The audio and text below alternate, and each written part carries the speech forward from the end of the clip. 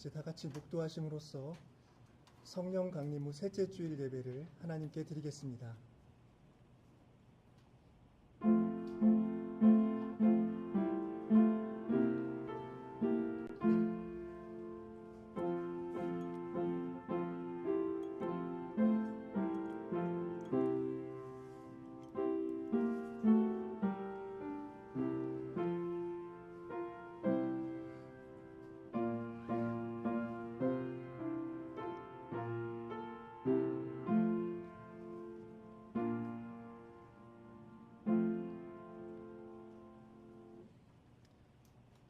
주의 의는 하나님의 산들과 같고 주의 심판은 큰 바다와 같으니이다. 여호와여, 주는 사람과 짐승을 구하여 주시나이다. 사람들이 주의 날개 그늘 아래에 피하나이다.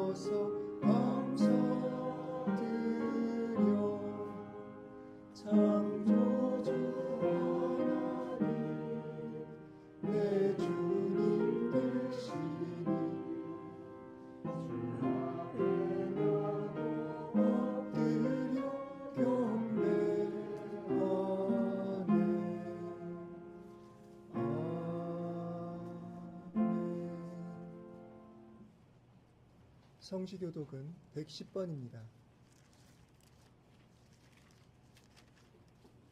110번 선교주일입니다.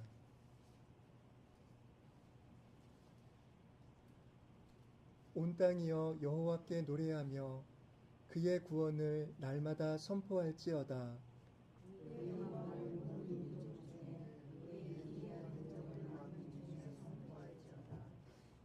여호와는 위대하시니 극진히 찬양할 것이요 모든 신보다 경외할 것이며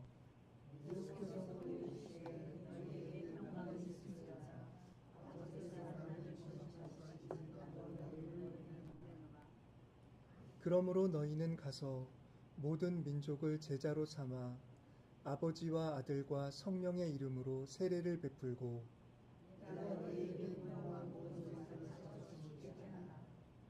볼지어다 내가 세상 끝날까지 너희와 항상 함께 있으리라 하시니라.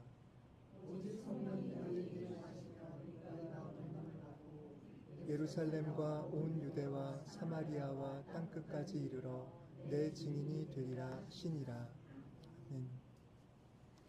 사도신경으로 우리의 신앙을 고백하겠습니다. 전능하사 천지를 만드신 하나님 아버지를 내가 믿사오며 그 외아들 우리 주 예수 그리스도를 믿사오니 이는 성령으로 잉태하사 동정녀 마리아에게 나시고 본디오 빌라도에게 고난을 받으사 십자가에 못 박혀 죽으시고 장사한 지 사흘 만에 죽은 자 가운데서 다시 살아나시며 하늘에 오르사 전능하신 하나님 우편에 앉아 계시다가 자와 죽은 자를 심판하러 오시리라.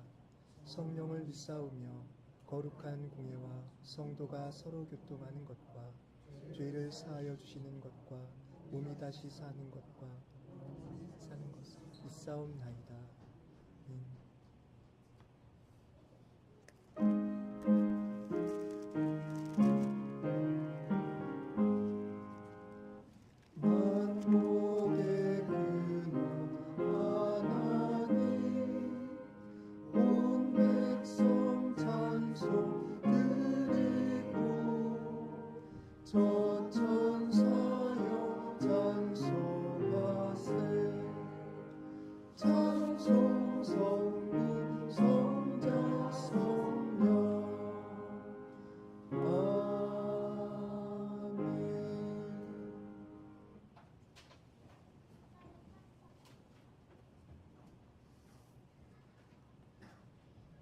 자비와 인애가 영원하신 하나님, 저희를 불러 주님의 사랑을 가르쳐 주시고 새 영을 부어 순종케 하심을 감사합니다.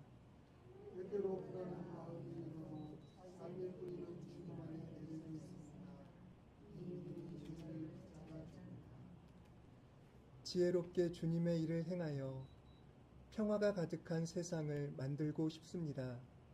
주님의 일로 배부르고 싶습니다.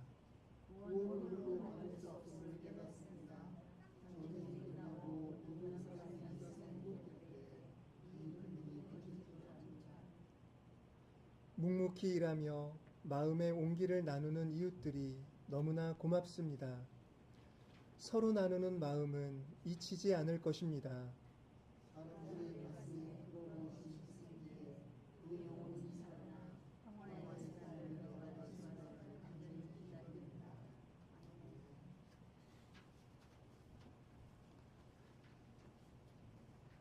자비로우신 하나님, 성령 강림절 셋째 주일, 우리 교단의 교회가 선교주일로 지키는 주일에 저희들이 주님 앞에 모여 예배하며 우리 삶을 주님 손에 의탁드립니다. 우리가 살아가는 세상에 일어나는 수많은 일들, 인간의 죄악과 욕망이 초래한 많은 일들, 감정의 앙금이 남아 쉽게 해소될 수 없는 많은 갈등이 이 세상에 있습니다. 이 갈등의 골을 메우고 싶지만 그 일이 우리에게 버겁고 어려운 일이라는 것을 날마다 더 깊이 절감하고 있습니다. 주님, 그러나 주님께는 우리를 모든 것에서 자유케 하시는 은혜의 능력이 있음을 믿습니다. 주님의 영이 임하시는 곳에서 인간의 모든 갈등은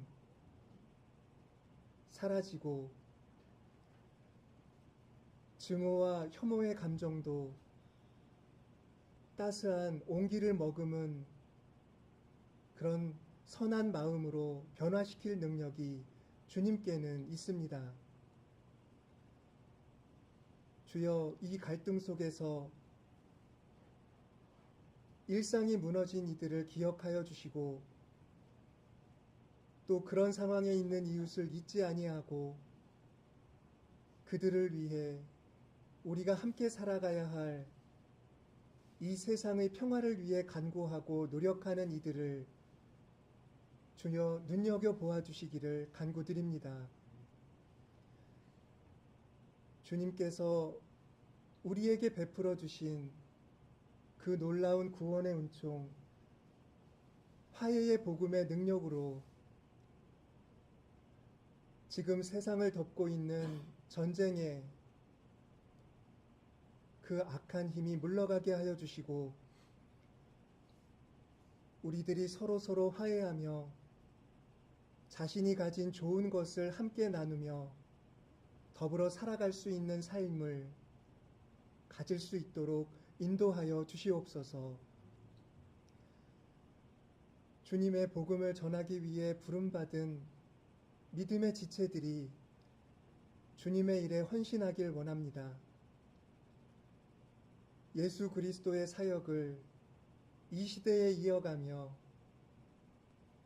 그분이 가르쳐 주신 그 기도를 날마다 기도하며 나아갑니다. 주여, 우리들이 화해의 땅에 살 수 있도록 긍휼을 베풀어 주시고 민족의 앙금이 사라질 수 있도록 주님께서 평화를 위해 일하는 자들 가운데에서 능력으로 역사하여 주시옵소서. 주님, 월드컵을 통해 모처럼 다양한 민족들이, 세상의 모든 사람들이 한마음이 되어 서로를 격려하고 함께 경기할 수 있는 모습을 보는 것이 너무나도 즐겁습니다. 그러나 이러한 축제를 기쁘게 누릴 수 없는 이들이 있기 때문에 우리는 또다시 주님 앞에 나와 기도합니다.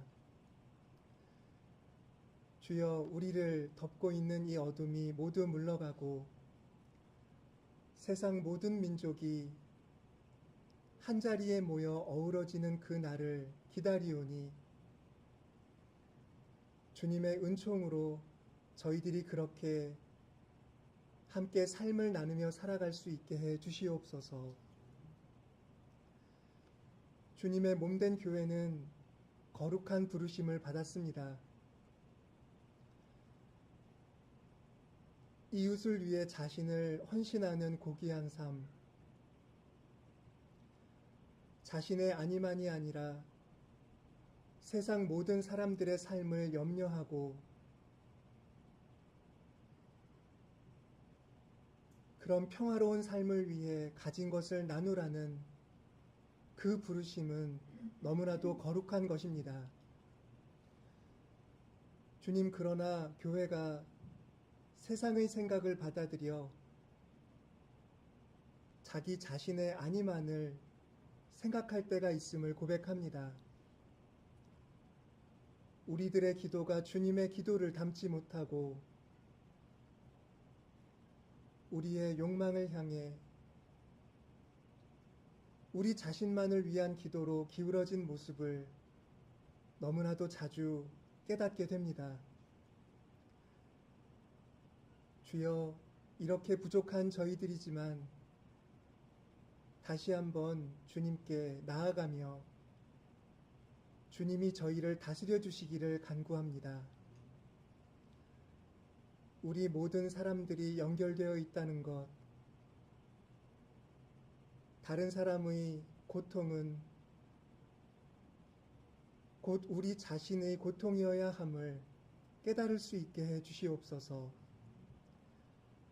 그리하여 주님이 우리에게 주시는 이 소명이 무거워도 이 소명을 외면하지 아니하고 이를 위해 기도하며 이 소명을 위해 일할 수 있을 때 기꺼이 시간과 삶을 헌신할 수 있는 우리 모두가 되게 해 주시옵소서.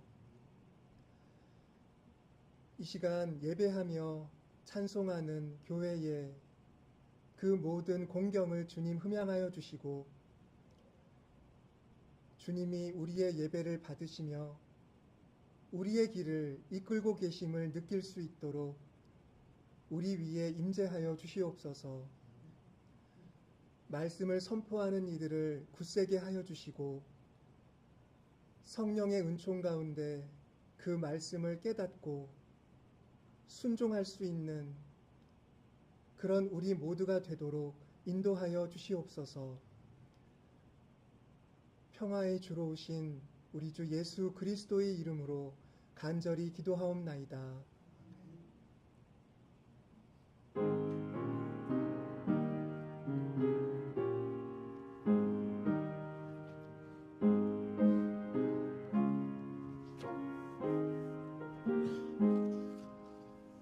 진리와 생명 되신 주 이름을 바치옵니다. 믿음과 소망 사랑에 한 마음 되게 하소서.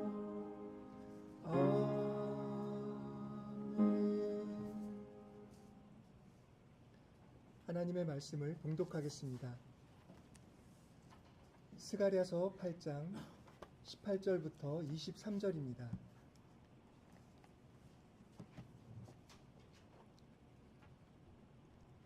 스가랴 8장 18절부터 23절. 만군의 여호와의 말씀이 내게 임하여 이르시되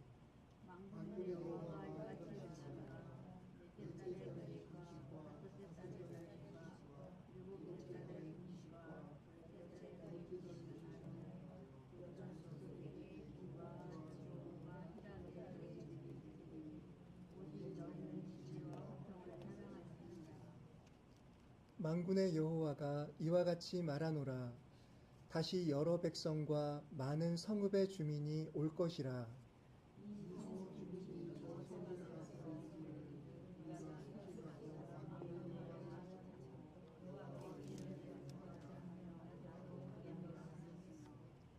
많은 백성과 강대한 나라들이 예루살렘으로 와서 만군의 여호와를 찾고 여호와께 은혜를 구하리라.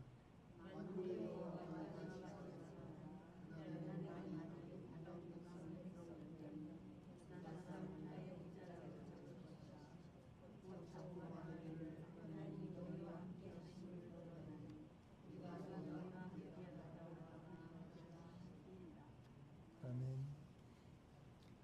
사도행전 11장 1절부터 18절입니다.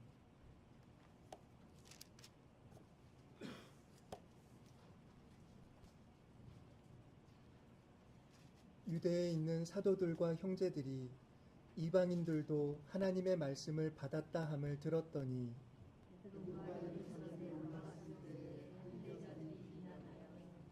이르되 내가 무할례자의 집에 들어가 함께 먹었다 하니 이르되 내가 욥바시에서 기도할 때에 황홀한 중에 환상을 보니 큰 보자기 같은 그릇이 내 귀에 매어 하늘로부터 내리어 내 앞에까지 드리워지거늘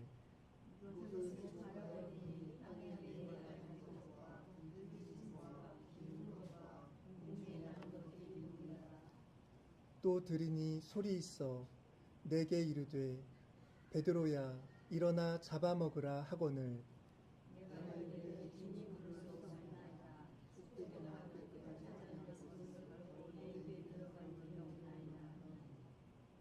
또 하늘로부터 두 번째 소리 있어 내게 이르되 하나님이 깨끗하게 하신 것을 내가 속되다고 하지 말라 하더라.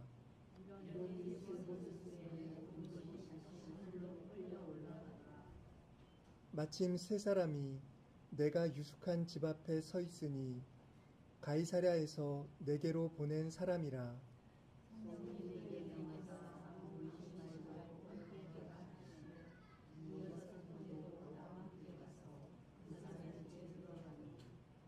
그가 우리에게 말하기를 천사가 내 집에 서서 말하되 내가 사람을 욥바에 보내어 베드로라 하는 시몬을 청하라.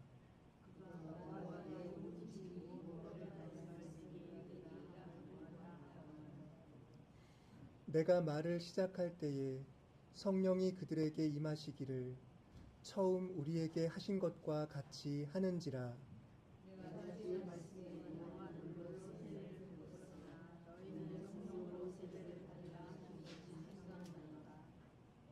그런즉 하나님이 우리가 주 예수 그리스도를 믿을 때에 주신 것과 같은 선물을 그들에게도 주셨으니 내가 누구이기에 하나님을 능히 막겠느냐 하더라.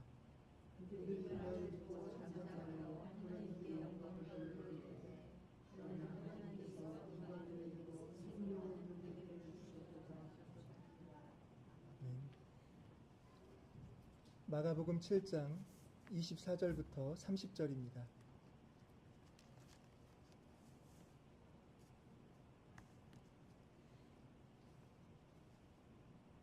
예수께서 일어나사 거기를 떠나 두로 지방으로 가서 한 집에 들어가 아무도 모르게 하시려 하나 숨길 수 없더라.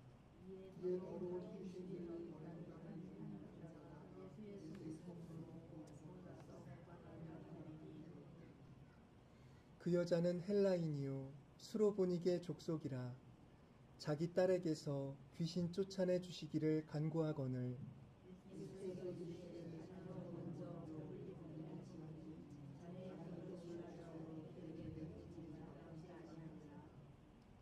여자가 대답하여 이르되 주여 올소이다마는 상 아래 개들도 아이들이 먹던 부스러기를 먹나이다.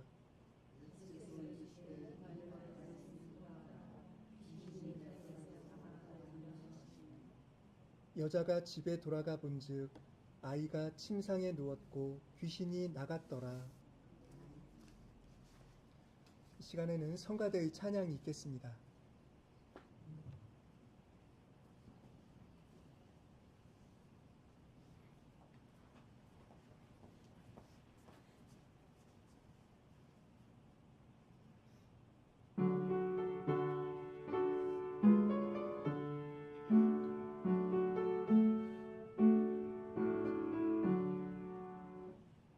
모든 소원 기도의 제목 예수님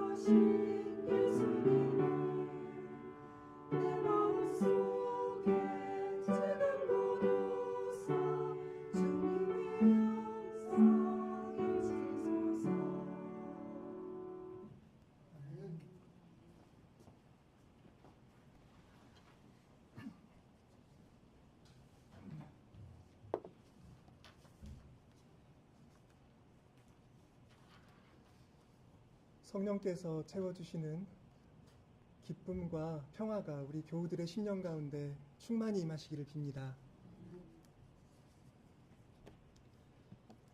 지난 주일에 우리는 그리스도인을 박해하려고 다메섹에 갔던 사도 바울의 여정을 따라가 보았었습니다. 그곳에서 바울은 예수님의 음성을 듣게 되고 아나니아의 보살핌을 받으면서 그리스도 신앙을 받아들이게 되고 또 그 신앙을 시작하게 되었다는 말씀을 나누었습니다.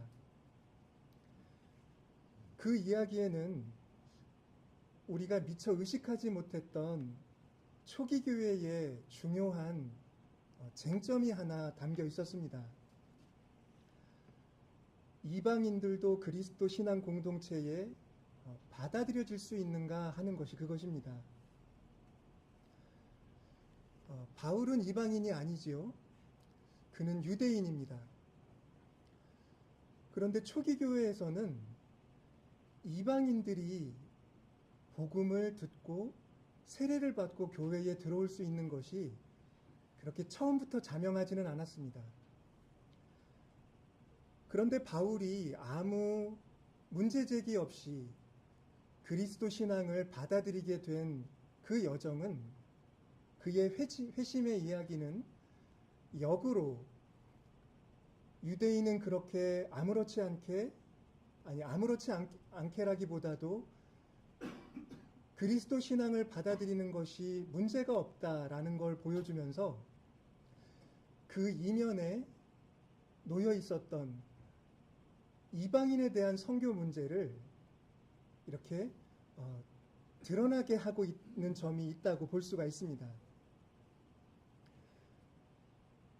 초기 교회 내부에서는 유대인이 예수님을 메시아로 믿는 것은 문제가 되지 않았습니다. 주님께서 아나니아에게 바울을 찾아가라고 말씀하셨을 때 아나니아는 망설였습니다. 그런데 그 망설임의 이유는 바울이 교회를 박해하는 자였기 때문이었지 그가 유대인이었기 때문은 아니었습니다. 그런데 그와 같은 자연스러운 입교에 있어서 이방인들은 늘 뭔가 문제제기를 당했다는 겁니다. 그 근본적인 이유는 초기 교회 신도들의 절대 다수가 유대계 그리스도 교인이었다는 데 있습니다. 예수님과 제자들 그리고 오순절에 성령을 받은 첫 신자들은 모두 다 유대인들이었습니다. 그들이 예수님을 믿었던 것은 예수님을 이스라엘의 메시아라고 이해했기 때문이었습니다. 그렇기 때문에 유대인이 예수님을 믿고 그리고 예수님을 유대인에게 전하는 것은 문제가 될 수 없었습니다. 그러나 이방인은 달랐습니다. 이방인들이 유대인들의 메시아를 믿어도 되는가? 믿을 수 있는가? 아주 오래된 이스라엘과 이방인의 그런 차별의 문화가 있었기 때문에 초기 교회 안에서도 이방인들이 신앙을 받아들이는 것이 그렇게 순조롭게 진행이 되지 않았다라는 것입니다. 유대인들의 의식에는 유대 중심주의가 뿌리 깊게 내려져 있었습니다. 이방인을 부정하게 여겼던 그런 관념이 그리스도인이 되었지만 그 초기 교회 신자들에게서도 쉽게 극복되지가 않았던 겁니다. 그래서 어떤 그리스도인들은 생각했습니다. 만약에 이방인이 그리스도 공동체에 들어오려고 하면 그는 율법과 전통도 받아들여야 한다라고 한 것입니다. 할례를 받으라고 요구를 한 것이지요. 우리는 바울이 그 점에 대해서 다루었던 많은 그의 서신들을 알고 있습니다.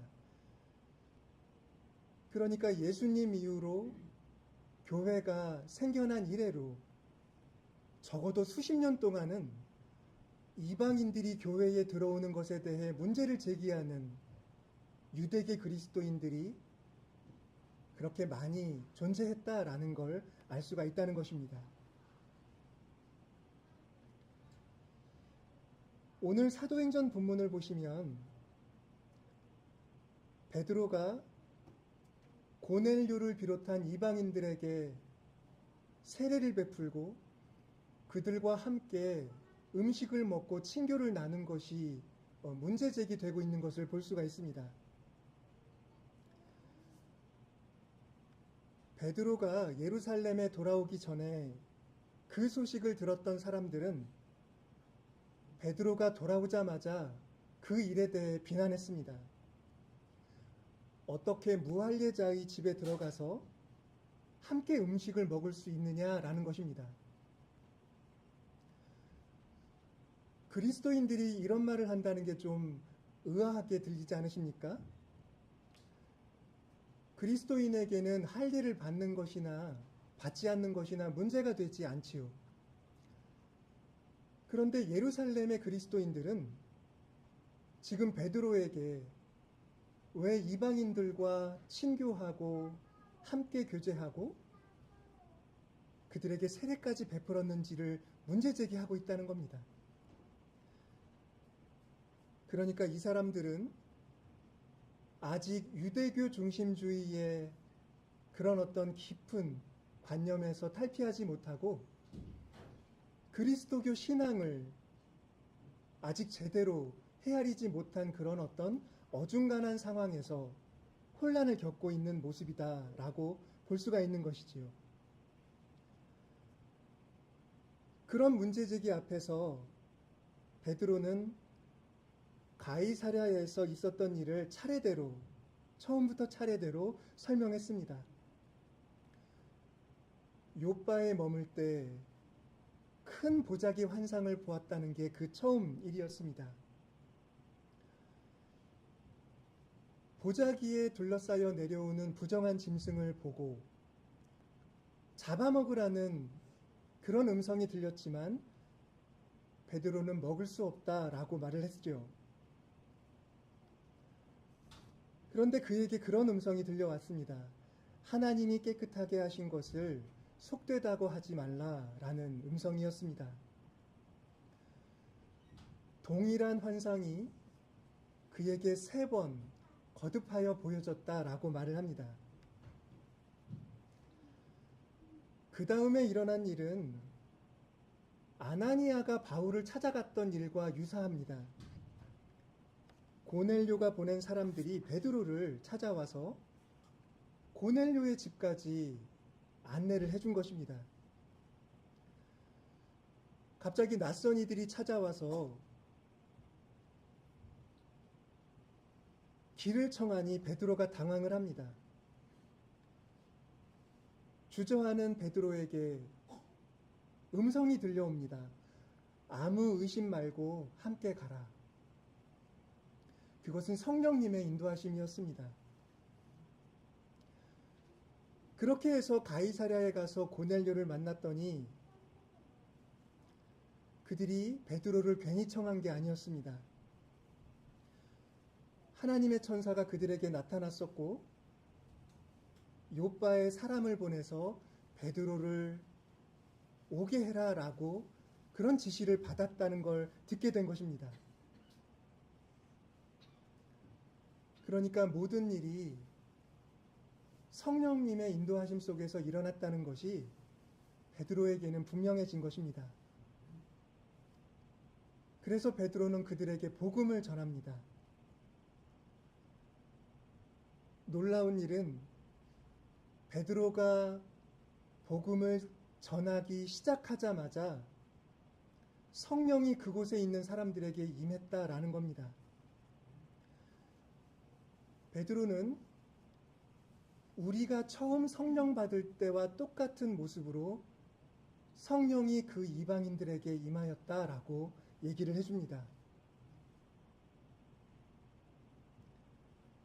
그제서야 베드로는 말씀을 떠올립니다. 장차 성령의 세례가 사람들에게 주어지리라 하고 하신 약속이 바로 우리들의 삶 속에서 이루어지고 있다는 걸 깨닫게 된 것입니다. 베드로의 그런 설명을 듣고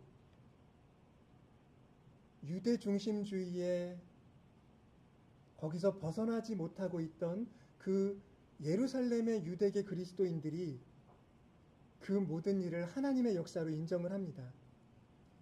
그렇다면 이방인에게도 생명 얻는 회개를 주신 것이다 라고 공언을 하게 된 것입니다. 여러분, 이 사건이 왜 중요하냐면 이런 사건들을 통해서 우리가 믿는 그리스도 신앙이 보편적이라고 하는 것을 교회가 깨닫게 되었기 때문입니다. 교회에는 이방인과 이스라엘의 차별이 존재할 수 없고 그리스도의 구원은 이스라엘 백성, 이스라엘의 메시아를 아는 자들만이 아니라 예수님에 대해 듣고 그분을 메시아로 받아들이는 모든 사람에게 그리스도의 구원은 주어지는 것이다 라고 하는 그것을 깨닫게 됐다는 겁니다. 이처럼 자명한 그리스도 신앙의 보편성을 교회가 몰랐던 시절이 있다는 것이 이상하지요.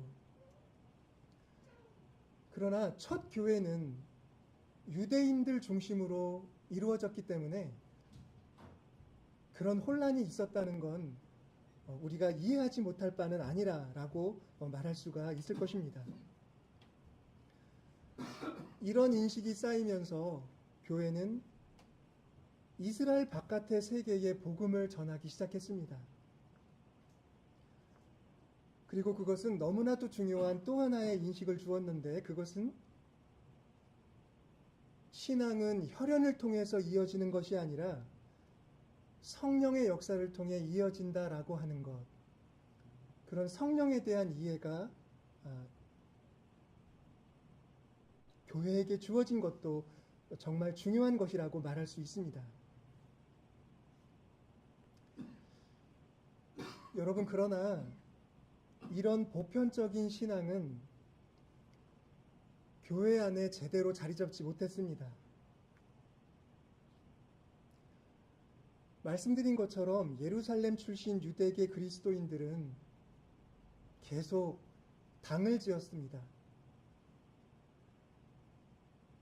유대인 출신 사람들이 그룹을 이루어서 이방인 중에 복음을 믿고 교회에 들어오는 사람들과 쉽게 융화가 되지 못했던 것입니다. 당신들은 할례를 받아야 한다라고 말하고 사도들에게는 할례를 받게 하라고 그렇게 요구를 자꾸 하면서 영향력을 행사했던 거지요. 그 때문에 교회 안에는 계속 긴장이 감돌았습니다. 복음을 듣고 교회 안에 들어왔는데 교회 안에 먼저 들어온 신앙인들이 자신과 융화되지 못하는 것을 느끼는 것, 그런 일들이 이방계 그리스도인들에게 계속 상처를 주었던 것입니다.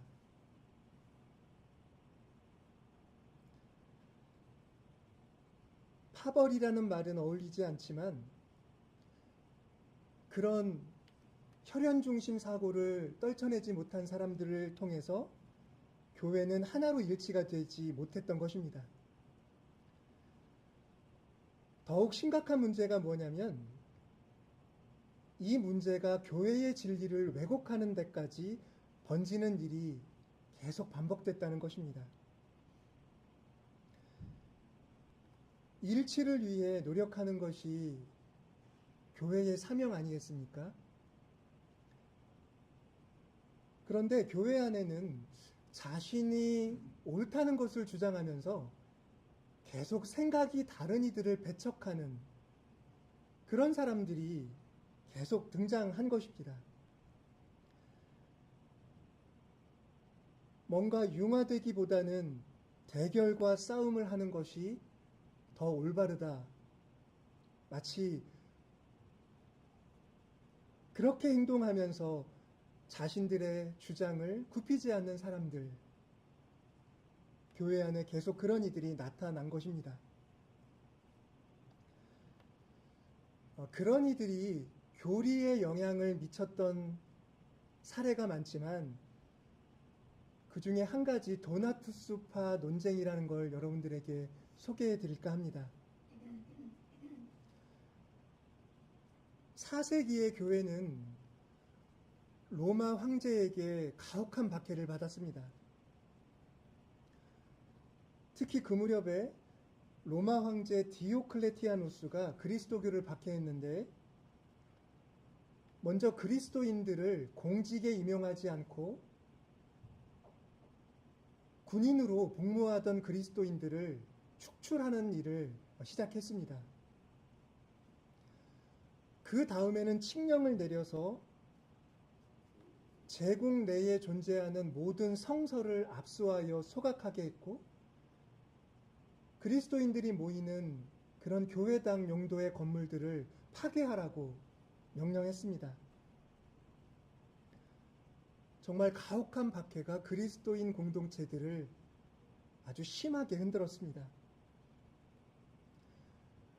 그런데 당시에 신앙을 지키면서 순교를 당한 사람도 많았지만 죽음이 두려워서 성서를, 예배를 위해 쓰이던 성서를 그냥 그 압수하러 온 로마 사람들에게 내어준 사람들도 있었습니다. 살기를 택했던 것이죠. 그런데 박해 상황이 진정되고 나서 교회 내부에 그 배교자들을 정죄하고 처벌해야 한다는 움직임이 일어난 것입니다. 특히 성서를 로마에 내어준 사람들을 배교자라고 규정하고 그 사람들이 집례하는 성례는 효력이 없다. 이런 주장을 펴기 시작한 것입니다. 그들이 바로 도나투스파였습니다. 그들은 이를테면 박해 시기에 박해받은 주교만이 성례를 직전할 수 있다라고 얘기를 한 것이지요. 그런데 그렇게 말한 그 도나투스파의 문제점이 뭐냐고 하냐면 어떤 감정적인 것이 개입이 되어서 자신들과 한 길을 걸어오지 않은 사람들을 계속 교회 공동체 안에서 쳐내려고 하는 그런 폭력성이 내재하고 있었다는 것이 그들의 문제였습니다.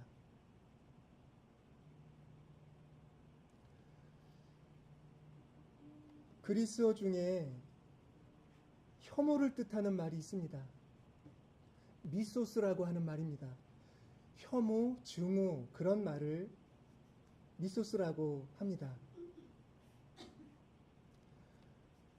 아리스토텔레스가 그 혐오라는 단어에 대해서 주의한 것이 오늘까지 전해지는데요. 아리스토텔레스는 미소스의 의미 가운데 그리고 미소스가 영향을 끼치는 것 중에는 상대방의 존재의 소멸을 바라는 마음이 있다라고 얘기를 합니다.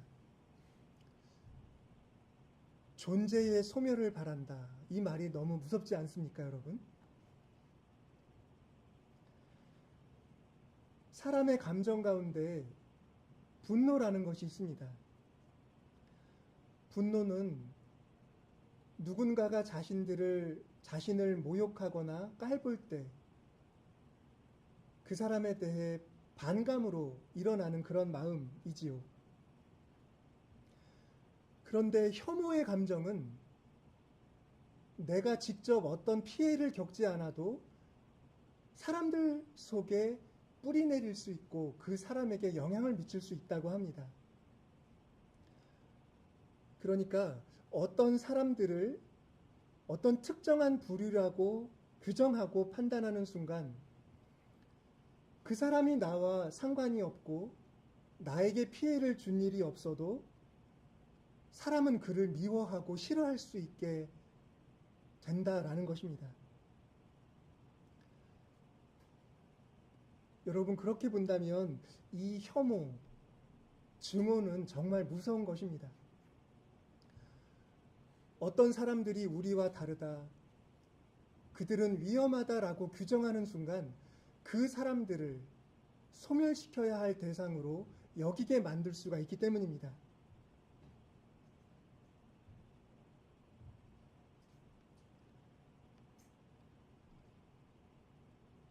일본 사람들이 조선인들을 2등 시민이라고 하고 아주 미개한 족속이라고 규정했을 때 조선 사람들에 대한 폭력은 정당화되었고 이 조선을 침략하는 그 모든 일들이 정당화될 수 있다고 많은 일본인 사람들이 믿었던 것, 그것도 그 한 사례가 될 수 있지 않을까 합니다. 사회에서도 마찬가지죠. 흑인들을 낯설게 보았을 때 백인들은 그 흑인들을 인간을 하고 사람이라고 인정을 하지 않았습니다. 그렇기 때문에 그 사람들을 착취하는 것은 문제가 되지 않는다. 그들을 마음대로 우리는 이용해도 된다라고 생각을 했지요. 그런데 이런 혐오가 그 사람과 내가 어떤 문제가 없고 직접 피해를 준 일도 없는데 그 사회가 그 사람들을 그렇게 규정함으로써 나에게도 영향을 미쳤다는 것이 정말 심각한 일이다라는 것입니다. 때문에 도나투스파는 매우 위험했습니다. 다 같이 박해시기를 통과해온 한 신앙을 가진 사람들인데도 저들은 순결하지 않고 저들이 인도하는 예배는 예배가 아니다라면서 상대방 사람들의 존재의 의미 자체를 부인했기 때문입니다.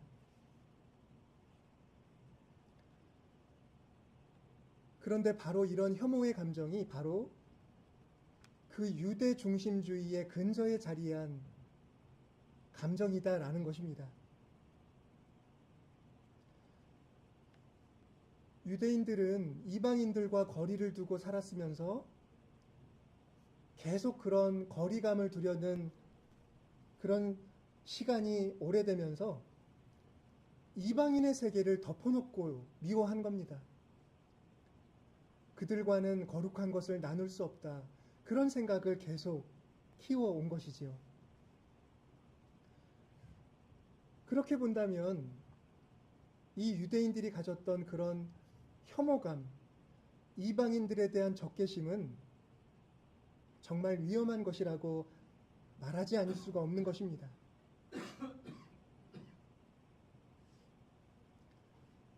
그렇기 때문에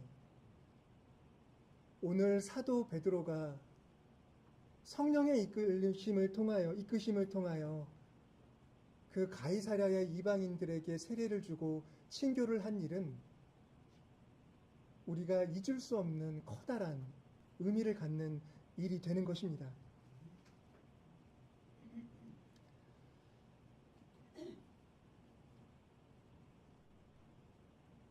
사세기 교부로 힐라리우스라는 분이 있습니다. 이분이 수로보니게 여인의 이야기에 대해 한 말씀을 전해드리고 설교를 정리하겠습니다. 말씀에서 읽으신 것처럼 예수님이 두로 지역에 들어가셨을 때 이 수로보니게 여인이 예수님을 찾아와서 귀신 들린 딸을 고쳐달라고 간청했습니다. 그런데 예수님은 자녀들에게 줄 떡을 개들에게 주는 것이 옳지 않다라고 하시면서 그 청을 받아주지 않으셨습니다. 똑같은 이야기를 전하는 마태복음 15장을 보면 예수님은 이 여인에게 이렇게 말씀하셨습니다. 나는 이스라엘 집에 잃어버린 양 외에는 다른 데로 보내심을 받지 않았다라고 말씀을 하셨습니다. 그런데도 이 여인은 포기하고 물러가지 않았습니다. 자기 딸을 두고 계속해서 예수님께 치유해달라고 간청을 했습니다. 강아지들도 상에서 떨어진 부스러기를 먹는다라고 하면서 비록 자신과 딸이 이방인이지만 치유를 베풀어 달라고 부탁을 드린 것입니다. 그런데 이 여인에 대해 힐라리우스가 이렇게 해석을 합니다. 이 여인은 다른 사람에게 주어진 것을 계속해서 청하고 있다. 그러니까 하나님이 이스라엘 자손에게 주신 구원을 자기에게 달라고 계속 청하고 있다는 겁니다. 그런데 그런 그 여인의 딸은 교회를 나타내는 예형이다라고 말을 합니다. 여러분, 이 은유적인 표현을 잘 이해하십니까? 이 여인이 딸을 놓고 다른 사람이 그 자녀에게 주려고 준비해 놓은 것을 계속 자기에게 달라고 요구를 하는데 바로 그녀의 딸, 그것을 좀 얻어서 주려고 하는 그 딸이 실은 교회와 같다라고 이 교부가 통찰을 한 것입니다. 어떤 의미에서입니까?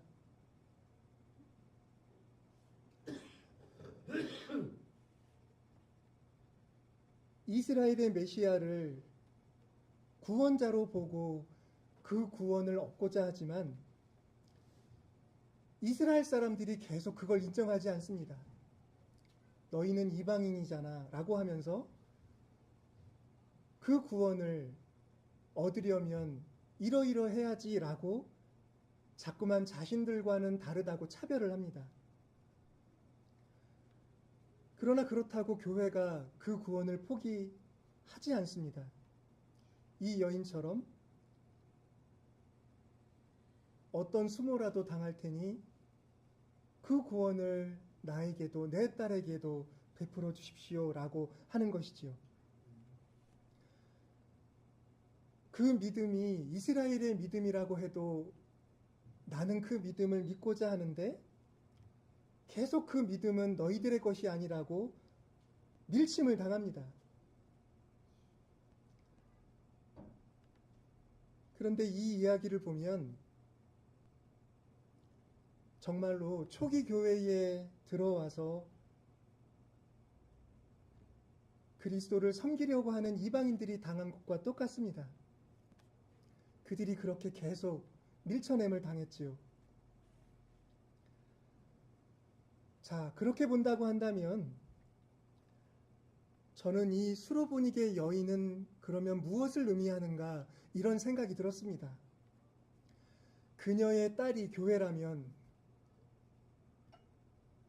그 교회의 어머니가 되는 이 수로보니게 여인은 어떤 의미를 갖는 존재인가?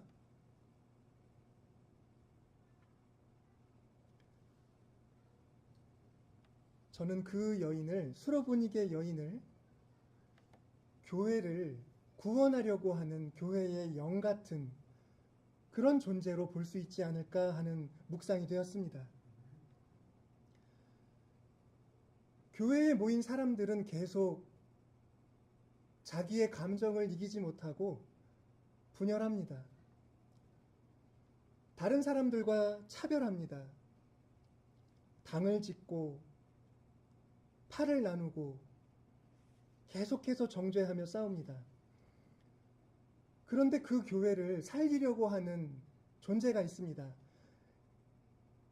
이 수로보니게 여인처럼 교회를 살리려고 하는 존재, 이 교회의 일치를 지키려고 하는 존재, 그분은 바로 주님이시고 이 교회를 인도하시는 성령님이라고 볼 수가 있을 것입니다.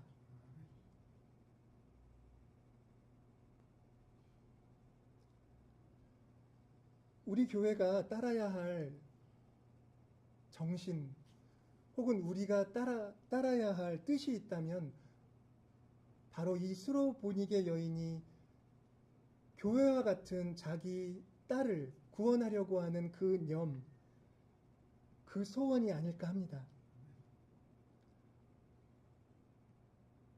만약 어떤 사람이 계속 다른 사람과 자신을 따로 보려 하고 거리를 두려고 하고 누군가를 차별하고 그 존재를 부정하려고 한다면 그는 이 교회의 영과 싸워야 할 것입니다. 그러나 그 싸움이 어떻게 되겠습니까? 교회의 영이신 성령님이 당연히 당신께 대적하는 자를 변화시키시겠지요. 오늘 우리가 성서 말씀에서 읽은 이 말씀들의 의미를 이렇게 헤아려 봅니다. 교우 여러분, 성령님은 지금 온 지상의 교회 가운데 계시며 그 교회 안에 들어오는 모든 사람들을 하나가 되게 하려고 하십니다. 한 주님 안에서 마치 한 몸에 지쳐인 것처럼 서로 고통을 나누며 돌보게 하려고 하십니다. 그것은 사소한 일이 아니라 교회의 존재 의의가 거기에 달려 있다고 말할 수 있을 것입니다. 그러하신 성령님의 뜻을 마음에 품고 늘 사람들을 받아들이고 갈등은 화해시키고 누군가를 정죄하고 배척하기보다는 그가 자신의 잘못을 정화하고 다시 그 죄에서 자유로워질 수 있도록 그런 선한 일을 감당하는 저와 여러분 그리고 이 땅의 모든 교회들이 되기를 간절히 소망합니다. 기도하겠습니다.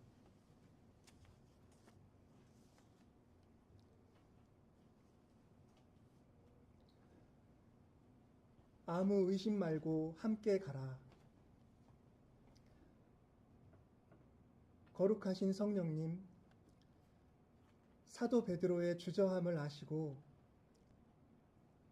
그의 의심을 그렇게 풀어주시고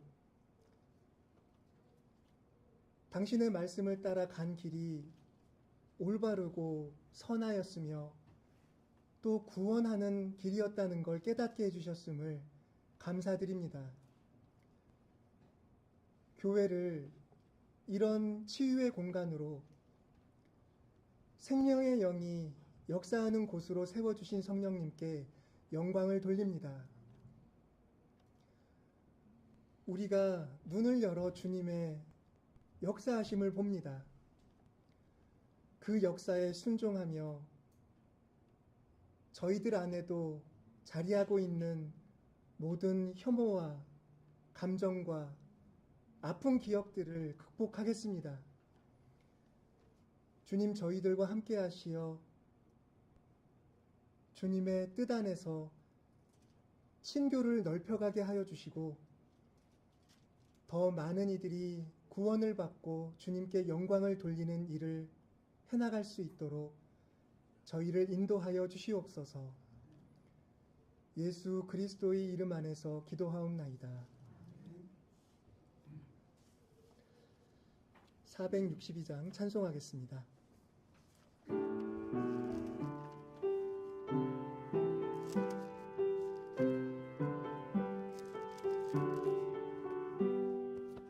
생명 진리 은혜는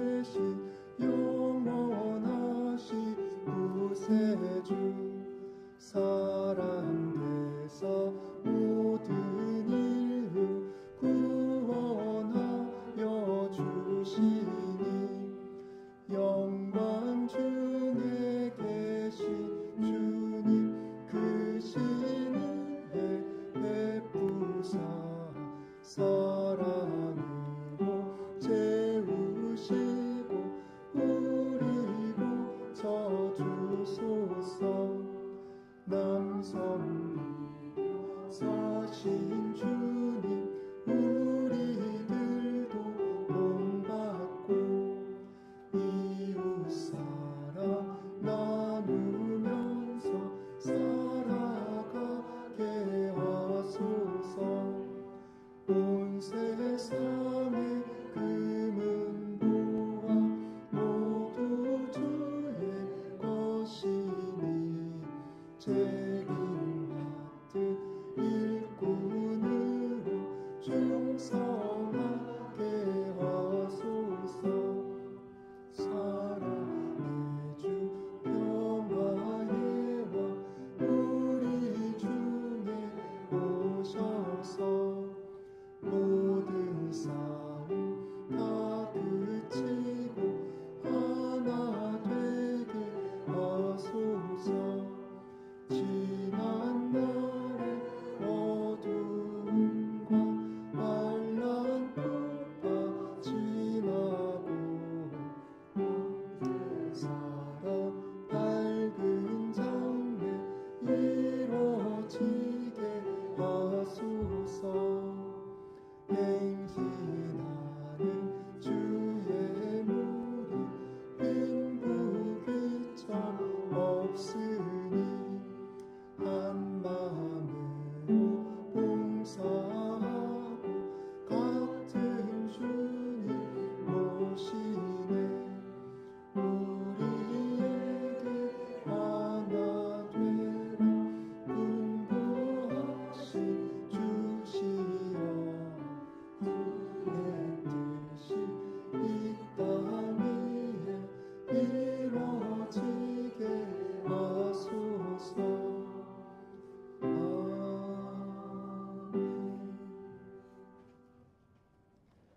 오늘 봉헌 기도는 박미석 권사님이십니다.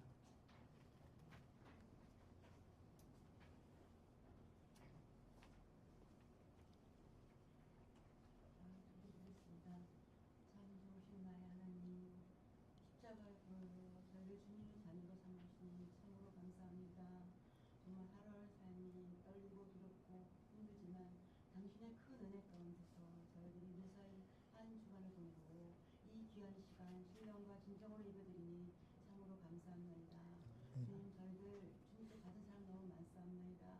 주님, 주님께서 저에게 말씀하십니다. 나의 사랑과 나의 믿음을 주의 증거라고 하였으나 저 입술이 무디어서 이웃과 친족과 가족이 증거하지 못한 이 죄인 주님 용서하여 주시기 원하옵나이다. 주님, 늘 주님만을 바라보며 주님만을 의지하는 삶을 살기를 주님 감사하며 기도드립니다. 주님, 저희들 귀한 종을 보내주셔서 목사님을 통하여서 주님의 음성을 듣습니다. 이 음성을 통하여서 일주일 삶에 큰 힘이 되게 주님 도와주시길 원하오며 그 음성을 바탕으로 묵상과 말씀으로 살아가시도록 주님 도와주시길 원하옵나이다. 주님, 저희 받은 은혜 너무 감사하여서 귀한 예물 드리옵나이다. 이 예물뿐만 아니라 저희 모든 것을 드릴 수 있는 그 믿음 또한 허락하여 주시길 원하오며 이 모든 말씀 사랑 많으신 예수님 이름으로 감사하며 기도드렸사옵나이다. 아멘.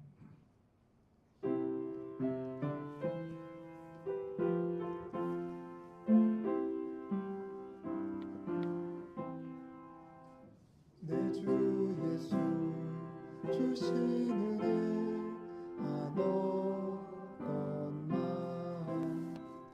내 주 앞에 이 적은 것 다 드리니 주 예수여 내 정성을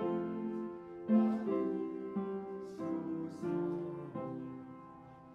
주 예수께 빚진 것이 한없건만 나 주 위에 드린 것은 참 적으니 주 예수여 너그럽게 오소서.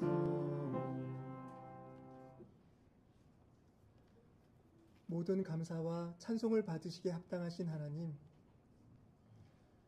저희가 주님을 섬기며 주님께서 베풀어 주시는 은혜를 헤아리며 이렇게 주님께 감사하는 삶을 살 수 있음에 저희들은 참 고마움을 느낍니다. 주님의 크신 은혜와 저희들에게 믿음을 보여준 많은 선배들 또 교우들이 있어 오늘 우리가 이렇게 믿음 안에 살아갈 수 있었다고 고백합니다. 주님께서 저희들을 이끌어 주신 이 믿음의 공동체, 이 믿음의 공동체로부터 받은 은택을 저희들 잊지 않고 마음에 담겠습니다. 주여, 이 공동체를 이루고 섬겨온 많은 교우들의 그 헌신을 기억하여 주심을 감사합니다. 교회를 위해 헌신한 그 보람이 우리 교우들에게 은총이 되고 또 기쁨이 되고 구원이 되었으리라 생각합니다. 우리는 주님 안에 있을 때 자유로우며 주님과 동행할 때 그 어떤 세상의 영도 우리를 혼탁하게 만들지 못함을 고백합니다. 주님의 몸된 교회를 이루면서 누린 그 은총이 이렇게 저희들을 존재하게 했음에 감사드립니다. 이 교회들을 섬겨오신 우리 원로 목사님과 사모님, 또 우리 장로님들과 권사님들의 그 영혼을 주님이 언제까지나 보살펴 주시고 구원으로 이끌어 주시리라 굳게 확신합니다. 그 믿음을 이어받는 세대들, 또 그 다음 세대가 일어나 그 신앙을 누리며 살게 될 줄을 믿습니다. 주님께서 기초를 놓으신 교회가 온 세상 사람들에게 복음을 증언하고 이 세상의 갈등 속에 아파하는 이들을 치유하며 그렇게 그 영역을 넓혀가고 있사오니 주여 교회의 선한 사역에 더욱 큰 힘을 베풀어 주시고 주님의 뜻 가운데 교회가 작고 큰 사역을 감당해 나아갈 수 있도록 친히 인도하여 주시옵소서. 주님께 삶을 의탁하고 살아가는 우리 교우들이 언제나 어디서나 주님과 동행하게 해주시고 이 세상의 어려움에 봉착할 때 베드로에게 말씀해 주셨던 것처럼 우리 교우들도 주님의 인도하시는 말씀을 듣고 그 어려움과 갈등과 그 위기를 극복해 갈 수 있도록 인도하여 주시옵소서. 모든 것을 주님 손에만 의탁드리오며 우리를 구원하신 예수 그리스도의 이름으로 기도하옵나이다. 평화 인사를 나누겠습니다. 주님의 평화를 빕니다.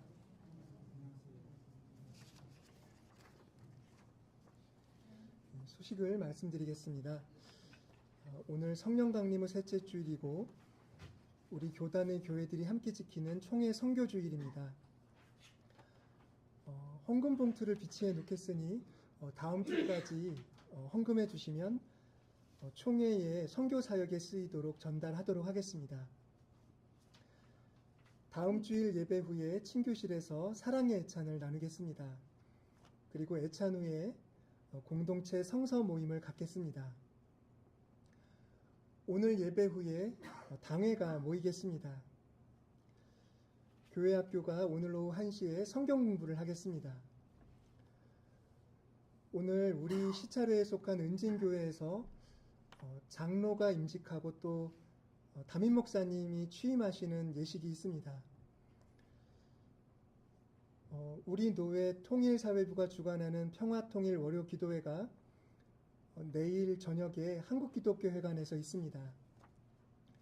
함께 기도해 주시면 감사하겠습니다. 이제 보내는 말씀을 같이 읽겠습니다. 그리스도는 우리의 평화이십니다.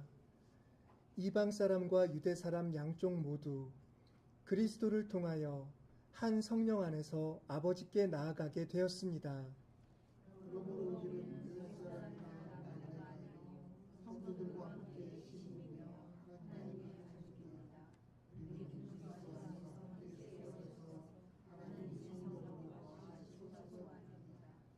아멘.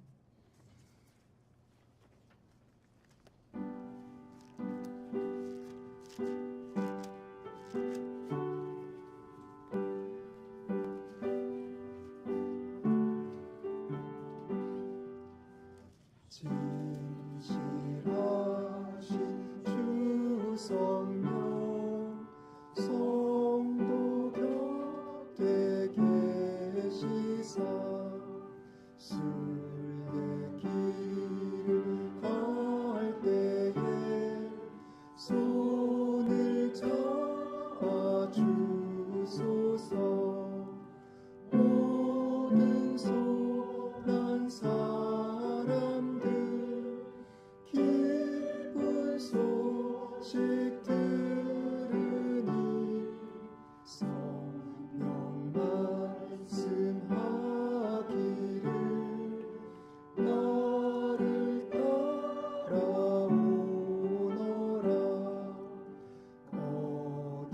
어디에나 계신 주 나를 도와주시사 어둠 속을 헤맬 때 홀로 두지 마소서. 풍랑심이 일어나 소망 끊어질 때에 성령 말씀하기를 나를 따라오너라. 모든 수고 끝나고 편히 쉬기 원할 때 하늘나라 밖에는 참된 위로 없도다. 주만 의지하고서 요단강을 건널 때 성령 말씀하기를 나를 따라오너라. 아멘.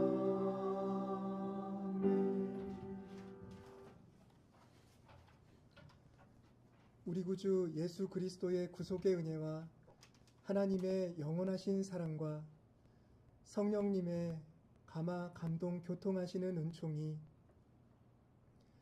갈등 속에서 화해의 길을 찾고 죄악 가운데서 구원의 길을 찾으며 주님이 분부하신 일을 이루기 위해 기도하며 나아가는 여기 교우들과 이 땅의 모든 그리스도인들 위해 이제부터 영원토록 함께하여 주시기를 간절히 축원하옵나이다.